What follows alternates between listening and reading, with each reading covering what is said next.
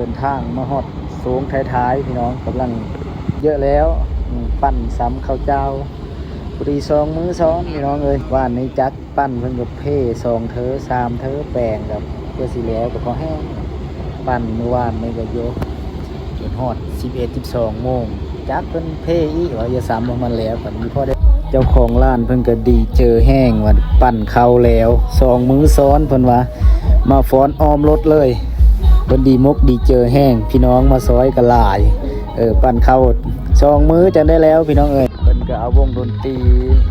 มางั้นได้พี่น้องเอ้ยวงดนตรีน้อยมางั้นโม้นเป็นโม้นเพิ่นว่าปั้นเข้าปีนี้จัดไปเพิ่นว่าเบิดไปประมาณ10 แก๊สนี่บ่พี่น้องโอ้จัดหนักจัดเต็มเพิ่นว่าดีเจอแห้งดีมกดีเจอแห้งพี่น้องก็มาซอยหลายพี่น้องอันนี้ก็ทีมงานบัก2 สาวเฮาก็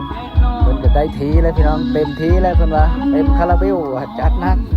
ฟ้อนเป็นฟ้อนเต้นเป็นเต้นเลยนะโม้นเป็นโม้นว่าปั้นเข้าว่าขนาดบุญนี่สิซ้ำเลิศเพิ่นว่าขนาดปั้นเข้าซื้อยังม้วนซ้ำนี้